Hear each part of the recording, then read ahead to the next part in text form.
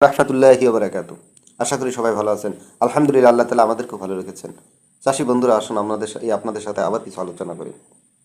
এই ভিডিও দেওয়ার কিছু উদ্দেশ্য যে আমরা কিছু ভুল করেছি। এই ভুলগুলো আপনাদের সাথে শেয়ার করব, যাতে ভবিষ্যতে এই ভুলগুলো আপনাদের না হয়। আপনারা অনেকেই জানেন যে আমাদের এলাকা বা আমাদের যে মাঠটা, এই মাঠটা নিচু এলাকা। বৃষ্টির পানি হলেই এটা মাঠে চলে আসে এবং জমে থাকে। আর আপনারা যে সমস্ত চাষী বন্ধুরা আমাদের মতো নিচু জমিতে পাট চাষ করবেন, তারা একটা জিনিসই খেয়াল রাখবেন, সেটা যখন আপনার জমিতে পানি চলে আসবে, আপনি খুব বেশি অপেক্ষা করবেন না। যদি খুব বেশি দিন পানিতে পাটগুলো রেখে দেন, না কাটেন, তাহলে আসলে কোনো লাভ হয় না। আমরা অনেকে মনে করি যে পাট যতদিন জমিতে থাকবে ততই লাভ হয়। হ্যাঁ, সেক্ষেত্রে উঁচা জমির ক্ষেত্রে ভিন্ন কথা, কিন্তু যে সমস্ত জমিতে পাটের গোড়ায় পানি চলে আসে, এই পাটগুলো খুব বেশি দিন জমিতে রেখে দিয়ে লাভ হয় না, বরং ক্ষতির পরিমাণটাই বেশি বেড়ে যায়। কি কি পরিমাণ ক্ষতিগুলো আমাদের হয়েছে, সেগুলো আমাদের পাটের গোড়াতে শিকড় গজিয়ে গেছে, যা পরবর্তীতে পাট থেকে আঁশ ছড়ানোর ক্ষেত্রে বিশাল একটা জটিল সমস্যা হয়ে দাঁড়ায়। শুধু তাই না, আরও অতিরিক্ত বেশি দিন যদি পানিতে থাকে, আমাদের এই পাটগুলো প্রায় 1 মাস যাবৎ পানিতে ছিল বলতে এদের পাটের গোড়াতেই পানি ছিল। আর আমরা যখন পাটগুলো কাটা হয়েছে, আসলে পাটগুলো কাটা হয়েছে পানি থাকার দরুন আমরা পাটের গোড়া থেকে কাটতে পারিনি। পাটের ওজনটাই কিন্তু পাটের ওজনটা, মূল ওজনটাই আসে গোড়া থেকে। পাটের যদি গোড়া না থাকে, তাহলে সেই পাটের ওজনে ফলন আসে না। আমরা আমাদের যে পাটগুলো কেটেছি, পানি থাকার দরুন আমরা গোড়া থেকে কাটতে পারিনি। তারপরে আরও সবচেয়ে বড় যে সমস্যা ছিল, আমরা 1 হাত উপর থেকে তো কাটাই হয়েছে। তারপর যখন এটা জাগ দেওয়া হলো, জাগ দেওয়াতে এই পানির নিচে যে অংশের পাটটা ছিল, এই পাটটা আগেই জাগ এসে গেছে এবং আগার আগার পাটটাও জাগ আসতেছে না। এই জন্য আমরা আগার পাটটা যাতে জাগ এসে যায়, সেজন্য অপেক্ষা করতে দেখা গেছে গোড়ার এই পাটগুলো সব পচে গেছে। এই গোড়ার এই পাটগুলো পচে যাওয়ার ক্ষেত্রে দেখা গেছে যে যে পরিমাণ ফলন হওয়ার কথা ছিল, তার অর্ধেকও আসতেছে না।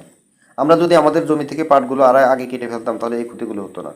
যেটা আসলে আমরা প্রথম অবস্থায় বুঝতে পারিনি, এই জন্য এই বিষয়টা আপনাদের সাথে শেয়ার করতেছি।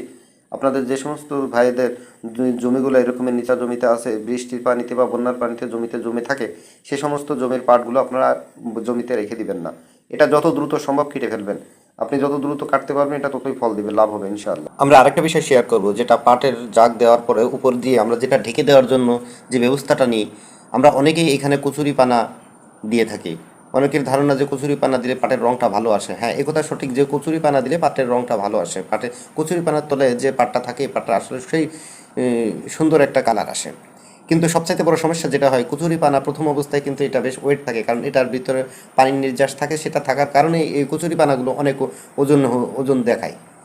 আমাদের জাগটা এরকমের ডুবে যায়, ঠিক আছে, কিন্তু দেখা যাচ্ছে যে 2-1 দিন পরে ওই কচুরিপানা থেকে যখন পানিগুলো সরে যায়, কচুরিপানা শুকাতে থাকে। শুকিয়ে যাওয়ার ফলে কচুরিপানাগুলো হালকা হয়ে যায়। এই হালকা হওয়ার দরুন উপরের থেকে 2-3 সারি পাট এরকমের কি শুকিয়ে যায়, যে পাটগুলো আসলে পরবর্তীতে আঁশ বেছে নেওয়ার উপযুক্ত থাকে না। যেমন সমস্যাটা আমাদেরও হয়েছে।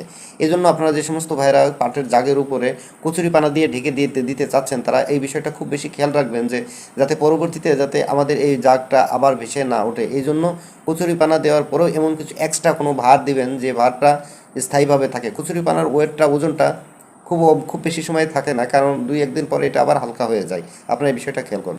আমরা আরও যে ভুলটা করেছিলাম, আমাদের পাটের সঠিক সময় আমরা পাটের আঁশটা বেছে নিতে পারিনি। কারণ যে সময় এই পাটের জাগ এসে যায়, তারও 2-4 দিন পরে আমরা পাট থেকে আঁশ ছাড়ানোর জন্য এসেছিলাম। কিন্তু এই ভুলটার কারণে আমরা সঠিকভাবে পাটের আঁশগুলো আলাদা করতে পারছিলাম না। এই কারণেই, কারণ পাটের আঁশগুলো অনেক নরম হয়ে গিয়েছিল।